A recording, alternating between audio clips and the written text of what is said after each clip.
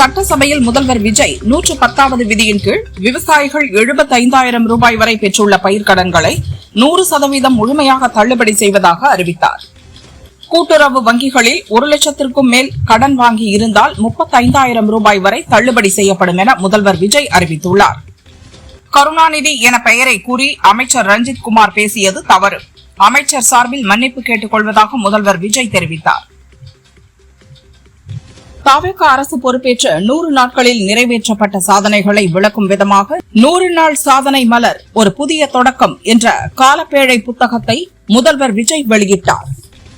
வந்தே மாதரம் பாடலை அவமதித்ததாக காங்கிரஸ் பார்லிமெண்ட் குழு தலைவர் சோனியா ராகுலுக்கு எதிராக தில்லி போலீசில் புகார் அளிக்கப்பட்டுள்ளது. பாகிஸ்தானின் ISI உளவு அமைப்பின் ஆதரவு பெற்ற ஷாஜாத் பார்ட்டி நெட்வொர்க் என்ற பயங்கரவாத குழுவைச் சேர்ந்த 200க்கும் மேற்பட்டோர் சுதந்திர தினத்திற்கு முன்பு நாட்டின் 14 மாநிலங்களில் கைது செய்யப்பட்டதாக மத்திய உள்துறை அமைச்சர் அமித் ஷா தெரிவித்தார்.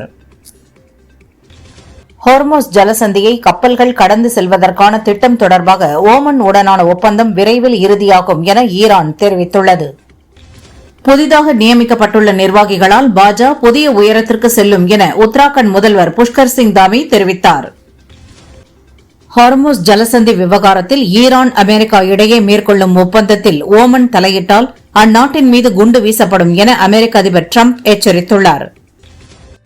சென்னை பெரம்பூர் சட்டசபை உறுப்பினரும் முதல்வருமான விஜயின் அலுவலகத்தை மக்கள் முற்றுகையிட்டனர்.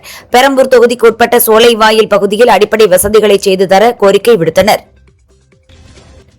பாரதிய ஜனதா என்ற பேச்சு வந்தாலே அன்புமணி சைலண்ட் மோடுக்கு செல்கிறார். தண்ணீர் திறந்துவிடும் கர்நாடக அரசுக்கு எதிராக போராடும் பாரதிய ஜனதாவை அன்புமணி கண்டிப்பாரா என மாணிக்கம் தாக்கூர் கேள்வி எழுப்பியுள்ளார். அதிமுக எம்எல்ஏக்களின் ராஜினாமா கடிதங்களை விசாரணைக்கு பின்பே ஏற்றதாக சென்னை ஹைகோர்ட்டில் சபாநாயகர் தரப்பில் விளக்கம் அளிக்கப்பட்டது. செய்தியாளர்களை தாக்கிய வழக்கில் சோளிங்கர் தொகுதி தவிக எம்எல்ஏ கபில் மற்றும் அவரது சகோதரர் தனஞ்செழியன் மீது 3 பிரிவுகளின் கீழ் போலீசார் வழக்கு பதிவு செய்துள்ளனர். பழனி தண்டாயுதபாணி சுவாமி மடம் நில மோசடி பத்திரப்பதிவு வழக்கில் கைது செய்யப்பட்ட ஜஸ்டின் மணிகண்டன், பத்திர எழுத்தர் ஜெயபிரகாஷின் ஜாமீன் மனுக்களை திண்டுக்கல் முதன்மை மாவட்ட கோர்ட் தள்ளுபடி செய்தது. கடந்த ஆண்டுகள் உண்மையிலேயே ஒரு வளமான பயணமாக அமைந்தது என வானதி சீனிவாசன் தெரிவித்துள்ளார். மத்திய தலைமைக்கும் ஒவ்வொரு தொண்டருக்கும் அளித்த நம்பிக்கை, வழிகாட்டுதல், ஆதரவிற்காக எனது நன்றிகள் என்றார்.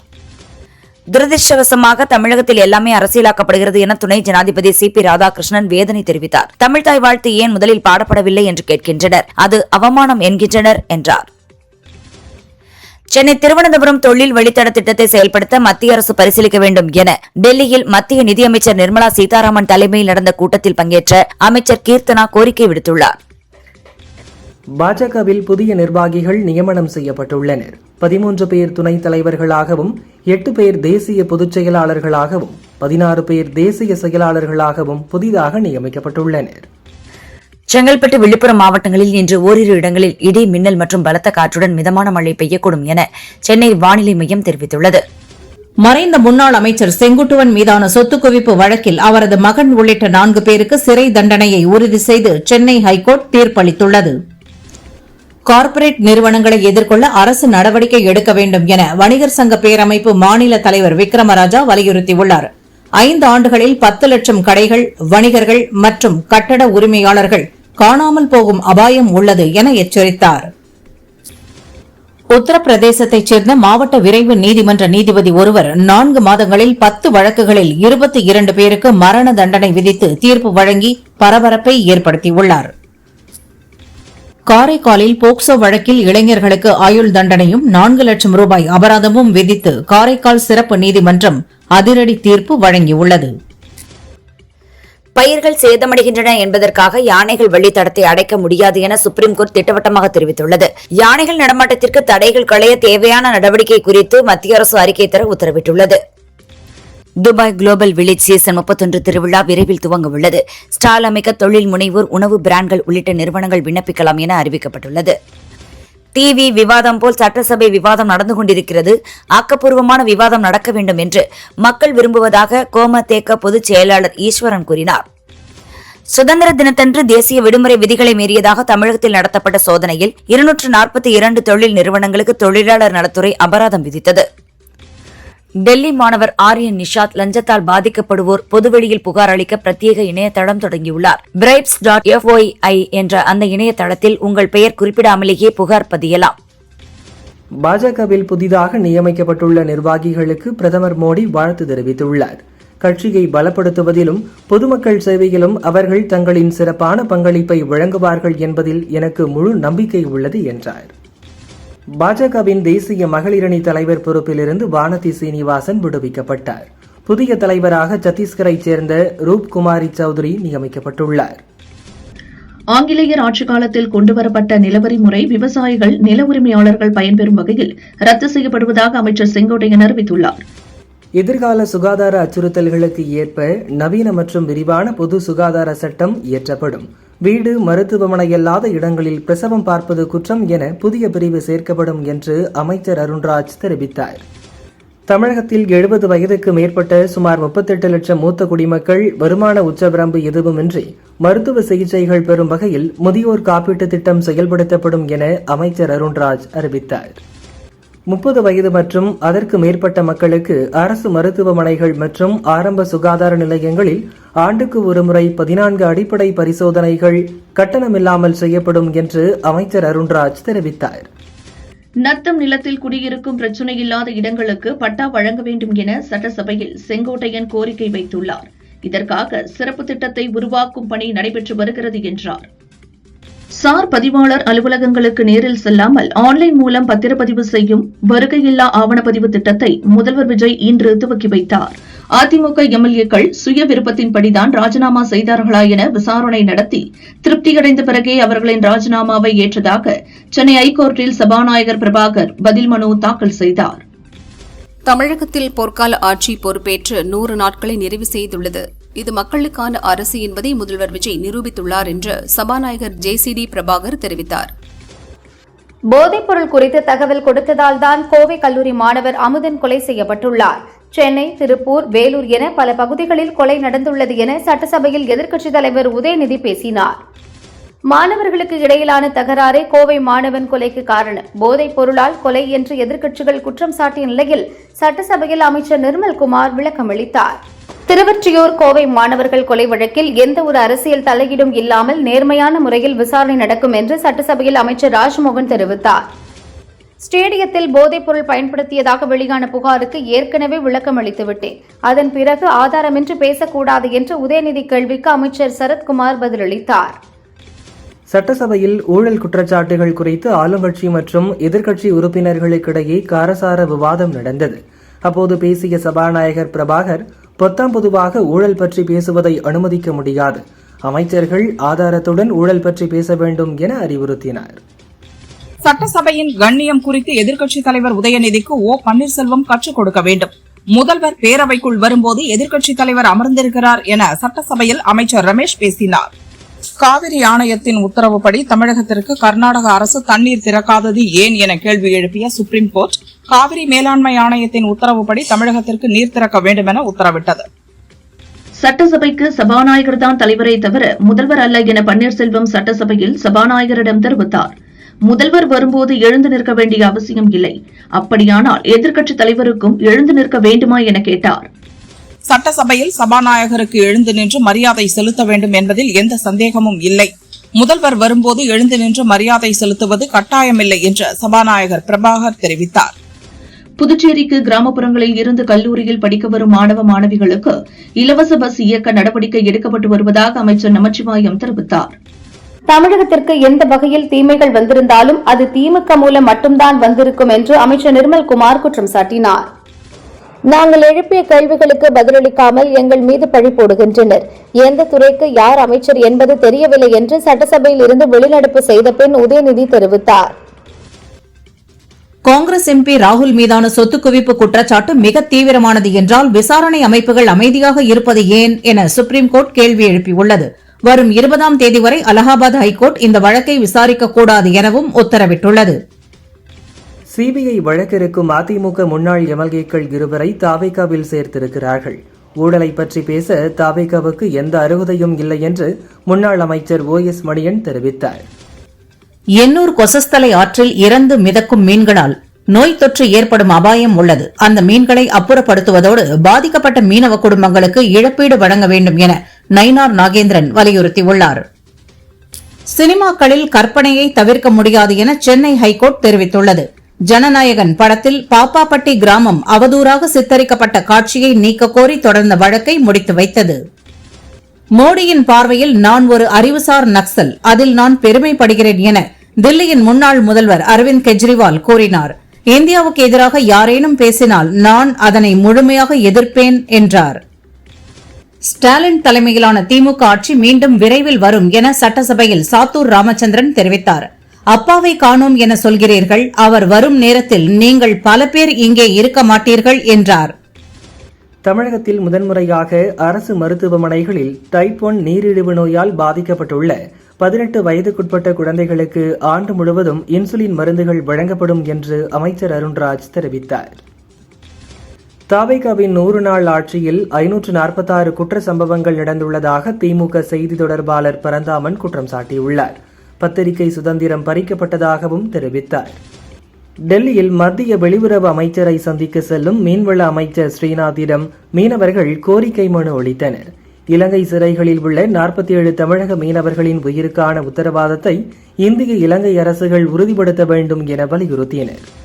மறைந்த இயக்குநர்கள் பாரதி ராஜா, பாக்யராஜ் ஆகியோருக்கான நினைவஞ்சலி நிகழ்ச்சியில் நடிகர் ரஜினி பேசும்போது, பாரதி ராஜா ஒருவரிடம் இருக்கும் விஷயங்களை வெளியே கொண்டு வந்து அதை எப்படி ஒரு படைப்பாக மாற்றுவது என்று யோசிப்பார்.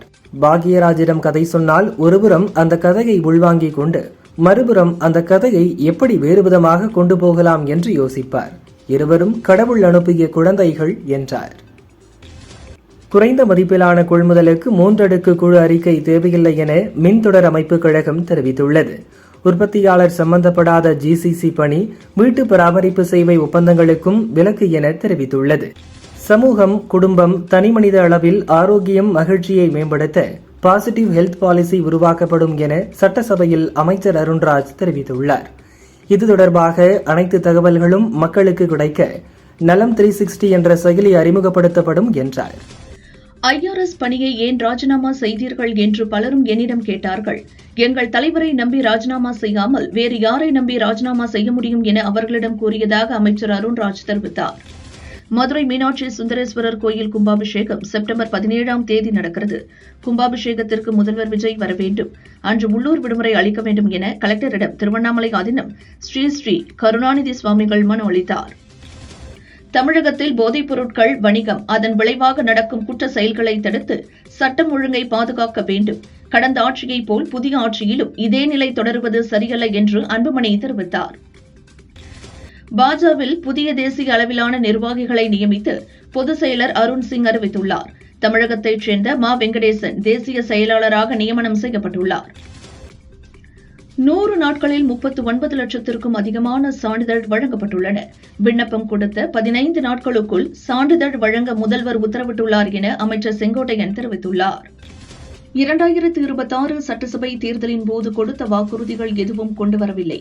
தமிழக மக்களை ஏமாற்றி ஆட்சிக்கு வந்ததுதான் தவேகாவின் 100 நாள் ஆட்சியின் சாதனை என எடப்பாடி பழனிசாமி விமர்சித்தார்.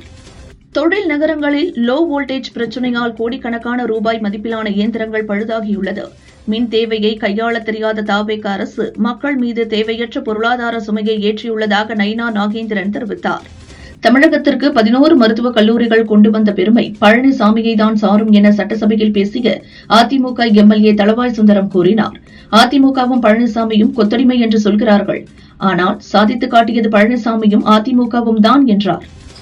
தமிழகம் முழுவதும் நீர்நிலைகள் புனரமைப்பு பணி தொடங்கப்பட்டது. செங்கல்பட்டு மாவட்டத்தில் 23 கோடியே 31 லட்சம் ரூபாயில் நீர்நிலைகள் புனரமைப்பு பணியை அமைச்சர் ஆனந்த் தொடங்கி வைத்தார். தவேகா அரசின் முதல் 100 நாட்கள் ஆட்சியில் ஒட்டுமொத்த தமிழகமும் தடுமாறுகிறது.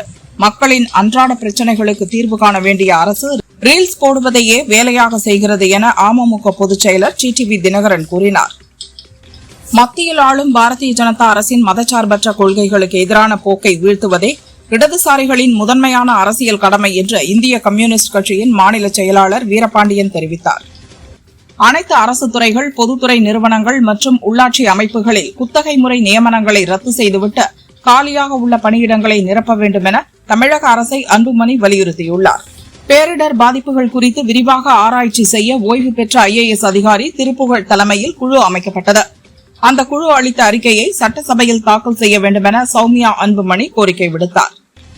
பீகாரின் பங்கிப்பூர் இடைத்தேர்தலில் வெற்றி பெற்ற ஜன் சுராஜ் கட்சி நிறுவன தலைவர் பிரசாந்த் கிஷோர் இன்று MLA-வாக பதவியேற்றார். காலங்காலமாக தமிழர்களுக்கு விரோதமாக செயல்படும் காங்கிரஸ் கட்சிக்கு பாரதிய ஜனதாவை நோக்கி விரல் நீட்டி குறை கூற எந்த தகுதியும் இல்லை என மாணிக்கம் தாக்கூருக்கு நயினார் நாகேந்திரன் பதிலடி கொடுத்துள்ளார். நீட் தேர்வு வந்ததற்கு காங்கிரஸ் தான் காரணம் என எடப்பாடி பழனிசாமி தெரிவித்தார். நீட் விலக்கு வேண்டும் என்பதுதான் அதிமுகவின் கொள்கை என கூறினார். தாவேக அரசின் 100 நாள் ஆட்சியில் மக்கள் ஏமாற்றத்தையும் அதிருப்தியையும் தான் சந்தித்துள்ளனர். விவசாயிகள் வாழ்வாதாரத்தை இழந்து தவிக்கின்றனர் என்று டிடிவி தினகரன் குற்றம் சாட்டினார். பெரம்பூரில் 25 ஆண்டுகளாக அடிப்படை வசதிகள் இல்லாததால் ஆத்திரமடைந்த அப்பகுதி மக்கள் முதல்வர் அலுவலகத்தை முற்றுகையிட்டனர். அடிப்படை வசதிகளை நிறைவேற்ற நடவடிக்கை எடுக்க வலியுறுத்தினர். மேகமலையில் 100 ஆண்டுகளாக மக்கள் வசித்து வருகின்றனர். யாரிடமும் கருத்து கேட்காமல் மேகமலை காப்பு காடாக அறிவிக்கப்பட்டுள்ளதாக அதிமுக கொறடா அக்ரி கிருஷ்ணமூர்த்தி கூறியுள்ளார். முன்னாள் முதல்வர் எம்ஜிஆர் போல கட்சி தொடங்கியவுடன் ஆட்சி அமைத்தவர் முதல்வர் விஜய் என அமைச்சர் செங்கோட்டையன் குறிப்பிட்டார். மேகமலை விவகாரத்தை கடந்த ஆட்சி காலங்களில் சரியாக கையாளவில்லை. மத்திய குழு 6 மாதங்கள் தமிழகத்தில் ஆய்வு செய்த போதே ஆதாரங்களை வழங்கியிருந்தால் பிரச்சினை வந்திருக்காது என்று அமைச்சர் நிர்மல்குமார் தெரிவித்தார். போதை கலாச்சாரத்திற்கு அடித்தளமிட்டதே திமுக தான். இந்த விவகாரம் 100 நாட்களில் வந்தது அல்ல என அமைச்சர் ஆதவ் கூறினார். கோவை மாணவன் அமுதன் கொலை விவகாரம் தொடர்பாக அமைச்சர்கள் உரிய பதிலளிக்கவில்லை என கூறி சட்டசபையில் இருந்து திமுகவினர் வெளிநடப்பு செய்தனர். நாங்கள் எழுந்தால் நீங்கள் பேசவே முடியாது என்ற அமைச்சர் ஆதவ் அர்ஜுனாவின் பேச்சுக்கு திமுகவினர் எதிர்ப்பு தெரிவித்தனர். அமைச்சரின் கருத்தை ஏற்க முடியாது. அவர் கூறிய கருத்து அவை குறிப்பில் இருந்து நீக்கப்படுவதாக சபாநாயகர் கூறினார். கோவை அமுதன் வழக்கில் போலீசார் அமைச்சருக்கு சரியான தகவலை தெரிவிக்கவில்லை என நினைக்கிறேன். திமுக தான் சரியான நடவடிக்கை எடுக்கவில்லை. தாவேக அரசாவது உரிய நடவடிக்கை எடுக்க வேண்டும் என SP வேலுமணி கேட்டுக் கொண்டார். தமிழகத்தில் போதை கலாச்சாரம் தலைவிரித்தாடுவதாக காங்கிரஸ் MLA தாரகை கத்பரத் கூறினார். போதைப் பொருட்களால் அங்கொன்றும் இங்கொன்றுமாக கொலைகள் நடக்கின்றன என்றார். தமிழகத்தில் ஒரு வாரத்தில் மட்டும் ஏராளமான கொலைகள் நடந்துள்ளன. பள்ளி கல்லூரிகளில் வன்முறைக்கு எதிராக ஆலோசனை வகுப்புகள் நடத்த வேண்டும் என்று உதயநிதி தெரிவித்தார். ஆளுங்கட்சி நிர்வாகிகள் மீதே பாலியல் குற்றச்சாட்டுகள் வந்த வண்ணம் இருக்கிறது. 100 நாள் சாதனை என அரசு பெருமை பேசும் வேளையில் சட்டம் ஒழுங்கு சீர்கெட்டு வருகிறது என்று உதயநிதி தெரிவித்தார். மதிமுகவுக்கு இது கடைசி காலம். வைகோ துவங்கிய கட்சிக்கு அவரது மகன் முடிவுரை எழுதிக் கொண்டிருக்கிறார் என மல்லை சத்யா விமர்சித்துள்ளார். விடுதலை சிறுத்தைகள் கட்சித் தலைவர் திருமாவளவனுக்கு இனிய பிறந்தநாள் வாழ்த்துக்கள். தாங்கள் நீண்ட காலம் நல்ல உடல் நலத்துடன் திகழ்ந்து மக்கள் பணியில் தொடர்ந்து ஈடுபட விழைகிறேன் என திமுக தலைவர் ஸ்டாலின் கூறியுள்ளார். விடுதலை சிறுத்தைகள் கட்சித் தலைவர் திருமாவளவனுக்கு முதல்வர் விஜய் பிறந்தநாள் வாழ்த்து தெரிவித்துள்ளார். விளிம்பு நிலை மக்களின் உரிமைகளுக்காக குரல் கொடுத்து வரும் தங்களின் பொதுவாழ்வு பயணம் மென்மேலும் சிறக்கட்டும் என்று கூறியுள்ளார். ஸ்ரீரங்கம் கோயில் அக்ரஹார வடிசல் பிரசாதம் சர்வதேச அளவில் கொண்டு செல்லப்படும் என அமைச்சர் ரமேஷ் கூறினார். தாவேக ஆட்சி முதல் 100 நாட்களை நிறைவு செய்துள்ள நிலையில் சாதனைகளை பட்டியலிட்டு முதல்வர் விஜய் வீடியோ வெளியிட்டுள்ளார். தமிழக சட்டசபை 4 நாள் விடுமுறைக்கு பின் இன்று கூடுகிறது. அரசு துறைகளின் மானிய கோரிக்கைகள் மீது விவாதம் நடக்க உள்ளது. இன்று வருவாய் மற்றும் பேரிடர் மேலாண்மை துறை, மக்கள் நல்வாழ்வுத்துறை மானிய கோரிக்கைகள் மீது விவாதம் நடக்கிறது. கோயில் நிலங்களில் சூரிய சக்தி மின் உற்பத்தி நிலையம் அமைக்க அறநிலையத்துறை முடிவு செய்துள்ளது. காவல்துறைக்கு ஆட்கள் தேர்வு அடுத்த ஆண்டுக்கு தள்ளி வைக்கப்பட்ட நிலையில் காலி பணியிடங்கள் 10,000க்கு மேல் தாண்டிவிட்டது. இதனால் போலீசாருக்கு வார விடுமுறை அளிப்பதில் சிக்கல் நீடிக்கிறது என்ற குற்றச்சாட்டு எழுந்துள்ளது. ஒகேனக்கல் காவிரி ஆற்றுக்கு நேற்று நீர்வரத்து வினாடிக்கு 9,500 கன அடியாக இருந்த நிலையில் தற்போது வினாடிக்கு 12,500 கன அடியாக அதிகரித்துள்ளது. நீர்வரத்து அதிகரிப்பால் காவிரி ஆற்றில் பரிசல் இயக்கவும் குளிக்கவும் 2வது நாளாக தடை விதிக்கப்பட்டுள்ளது. டாஸ்மாக் முறைகேடு வழக்கில் முக்கிய குற்றவாளியாக சேர்க்கப்பட்டுள்ள ரதேஷ் ராஜ் சண்முகவேலுக்கு எதிராக லுக்அவுட் நோட்டீஸ் பிறப்பிக்கப்பட்டுள்ளது. இவர் IPS அதிகாரி ஒருவரின் சகோதரர் என தகவல் வெளியாகியுள்ளது. ஊட்டியில் சுற்றுலா தலங்களுக்கு தனியார் மினி பஸ்களை இயக்க மாவட்ட நிர்வாகம் திட்டமிட்டுள்ளதற்கு எதிர்ப்பு தெரிவித்து ஆட்டோ மற்றும் டாக்ஸி டிரைவர்கள் ஒரு நாள் அடையாள வேலை நிறுத்தத்தில் ஈடுபட்டுள்ளனர். 1000 டாக்ஸிகள் 800 ஆட்டோக்கள் இயங்கவில்லை. தங்கம் விலை சவரனுக்கு ₹400 உயர்ந்து ₹1,14,160 விற்கப்படுகிறது. கிராமுக்கு ₹50 உயர்ந்து 1 கிராம் ₹14,270 விற்பனையாகிறது. வெள்ளி விலையில் மாற்றம் இன்றி 1 கிராம் வெள்ளி ரூபாய் 255க்கு விற்பனை செய்யப்படுகிறது. விடுதலை சிறுத்தைகள் கட்சி மாநாட்டை முன்னிட்டு உளுந்தூர்பேட்டை பகுதியில் செயல்பட்டு வரும் அரசு மற்றும் தனியார் பள்ளி கல்லூரிகளுக்கு இன்று விடுமுறை அளித்து மாவட்ட கலெக்டர் பத்மஜா அறிவித்துள்ளார். முந்திரியை அரசே கொள்முதல் செய்ய வேண்டும் என பாமக எம்எல்ஏ வைத்தியலிங்கம் சட்டசபையில் கோரிக்கை விடுத்தார். விருதாச்சலம் கும்பகோணம் சாலையை 4 வழி சாலையாக மாற்ற வேண்டும் என கேட்டுக் கொண்டார். தஞ்சையில் விசிகவினர் மறியலில் ஈடுபட்டபோது வேலைக்கு சென்ற இளைஞர் ஒருவர் வழிவிடுமாறு கேட்டதால் தகராறு ஏற்பட்டது. அங்கு வந்த எஸ்ஐ அப்துல் ரஹீம் அந்த இளைஞரை கன்னத்தில் அறைந்தார். பதிலுக்கு இளைஞரும் திருப்பி பளார் விட்டதால் பரபரப்பு நிலவியது. தொடர் விடுமுறை நிறைவு பெற்ற நிலையில் மேட்டூர் 600 மெகாவாட் அனல் மின் நிலையத்தில் மின் உற்பத்தி தொடங்கியது. விடுமுறையால் மின் பயன்பாடு குறைந்ததாலும் காற்றாலை மின் உற்பத்தி அதிகரித்ததாலும் உற்பத்தி நிறுத்தப்பட்டிருந்தது. ஒடிசாவில் இருந்து திண்டுக்கல் மாவட்டம் தெப்பத்துப்பட்டி கிராமத்திற்கு கடத்தி வரப்பட்ட 5 கிலோ கஞ்சாவை பறிமுதல் செய்த போலீசார் 3 பேரை கைது செய்தனர். சென்னை பெரம்பூர் ரயில் நிலையத்தில் உரிய ஆவணங்களின்றி கொண்டு சென்றதாக 2.39 கோடி ரூபாய் மதிப்பிலான 1.369 கிலோ தங்கத்தை ரயில்வே போலீசார் பறிமுதல் செய்தனர். அபிஷேக் என்பவரிடம் விசாரணை நடக்கிறது. காஞ்சிபுரம் அருகே படுநெல்லி பெருமாள் கோயில் திருவிழா கச்சேரியின் போது கானா பாடல் பாடச் சொல்லி தகராறு செய்த இளைஞர்கள் சந்துரு, நீலகண்டன் ஆகியோர் வெட்டி படுகொலை செய்யப்பட்டனர். விற்பனை சரிவால் தமிழகம், ஆந்திரா, மகாராஷ்டிராவில் உள்ள 10 கோஆப்டெக்ஸ் நிலையங்களை இம்மாதத்துடன் மூட கைத்தறித்துறை முடிவு செய்துள்ளது. தமிழகத்தில் ஹோசூர், கடலூர், நெல்லை, வந்தவாசி நிலையங்களும் மூடப்பட உள்ளன. தமிழகத்திற்கு உரிய நீரை அணைகளிலிருந்து கர்நாடக அரசு ஏன் திறக்கவில்லை? இயற்கை கொடுத்த மழைநீரை முழுமையாக தேக்க முடியாது என்பதால் இப்போது திறந்து விட்டீர்களா என்று சுப்ரீம் கோர்ட் கேள்வி எழுப்பியது. இந்த ஆண்டு 6000 கோடி ரூபாய் வரை வருமான வரியில் தள்ளுபடி அளிக்கப்பட்டுள்ளதாக சென்னை வருமான வரி கமிஷனர் பிரேமானந்த் தெரிவித்தார். பீகாரில் உள்ள அசோக்தாம் கோயிலில் இன்று அதிகாலை ஏற்பட்ட கூட்ட நெரிசலில் சிக்கி பக்தர்கள் 7 பேர் பலியானார்கள். 10க்கும் மேற்பட்டோர் படுகாயமடைந்தனர். இந்தோனேஷியாவில் மீண்டும் சக்தி வாய்ந்த நிலநடுக்கம் ஏற்பட்டது. ரிக்டர் அளவுகோலில் 5.9 பதிவாகியுள்ளது. கடந்த 15ஆம் தேதி ஏற்பட்ட நிலநடுக்கத்தால் 50க்கும் மேற்பட்டோர் பலியாகினர். பழைய படங்களின் தலைப்பில் மீண்டும் படங்கள் அதிக அளவில் உருவாகி வருகின்றன. அந்த வகையில் 1985இல் பாரதி ராஜா இயக்கத்தில் கமல் நடிப்பில் வெளியாகி வரவேற்பை பெற்ற படம் ஒரு கைதியின் டைரி. இப்போது இதே தலைப்பில் ஒரு படம் உருவாகிறது. சுசீந்திரன் இயக்க சாந்தனு, சீமான் நடிக்கின்றனர். படத்தின் போஸ்டரை நடிகர் ரஜினி வெளியிட்டார். மதுரை பின்னணியில் அப்பா மகன் உறவை வைத்து இப்படம் தயாராகிறது. நடிகை அனுபமா நடிகர் துரு விக்ரமை காதலித்து பிரிந்ததாக செய்தி வெளியானது. இதற்கு அனுபமா காதலர் பெயரை சொல்லாமல் அவரால் ஏற்பட்ட கஷ்டங்களை விவரித்து பேசியிருந்தார். தற்போது சில ஆண்டுகளாக வெளியே நன்றாக இருப்பது போல் நடித்துக் கொண்டிருந்தேன்.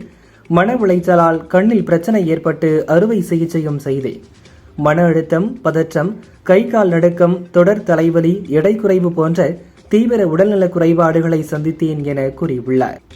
கீது மோகன்தாஸ் இயக்கத்தில் யஷ், நயன்தாரா, கியாரா உள்ளிட்டோர் நடித்துள்ள டாக்ஸிக் படம் ஆகஸ்ட் 26இல் வெளியாகிறது. பேட்டி ஒன்றில் யஷிடம் அல்லு அர்ஜுன், ராம்சரண் போன்ற நடிகர்களுக்கு ஆரம்பத்தில் கிடைக்காத பேன் இண்டியா ஸ்டார் உங்களுக்கு மட்டும் எப்படி சாத்தியமானது என்ற கேள்வி எழுந்தது. அதற்கு அவர், ஒரே ஒரு வெள்ளிக்கிழமை எல்லாவற்றையும் மாற்றிவிடும். ஒரு படம் ஓடாவிட்டாலும் பேன் இண்டியா என்ற அடையாளமும் காணாமல் போய்விடும் என்றார். மலையாளத்தில் 2018 படம் மூலம் கவனம் பெற்ற இயக்குநர் ஜூட் ஆண்டனி ஜோசப் சமீபத்தில் மோகன்லால் மகள் விஸ்மயாவை நாயகியாக்கி தொடக்கம் என்ற படத்தை இயக்கி வெளியிட்டார். இந்த படம் வரவேற்பை பெற்றது. இதில் சிறப்பு தோற்றத்தில் மோகன்லாலும் நடித்த நிலையில் அடுத்தபடியாக மோகன்லாலை வைத்து ஒரு படம் இயக்குவதாக அறிவித்துள்ளார். அடுத்த ஆண்டு படம் துவங்குகிறது. தென்னிந்திய சினிமாவில் முன்னணி நடிகையாக உள்ள நயன்தாரா பொதுவாக படங்களின் ப்ரமோஷன்களில் பங்கேற்பதில்லை. அத்திப்பூத்தார் போல் அதுவும் தான் கதையின் நாயகியாக நடிக்கும் படங்களில் பங்கேற்பார். இவரது நடிப்பில் அடுத்த வாரம் டாக்ஸிக் மற்றும் ஹாய் படங்கள் வெளியாகின்றன. சமீபத்தில் டாக்ஸிக் பட நிகழ்ச்சியில் பங்கேற்றவர் இப்போது ஹாய் பட ப்ரமோஷன்களிலும் பங்கேற்று ஆச்சரியப்படுத்துகிறார். இதற்கு இன்னொரு காரணமும் உள்ளது. இந்த படத்தில் இவர் நாயகி மட்டுமல்ல, இன்னொரு தயாரிப்பாளரும் கூட.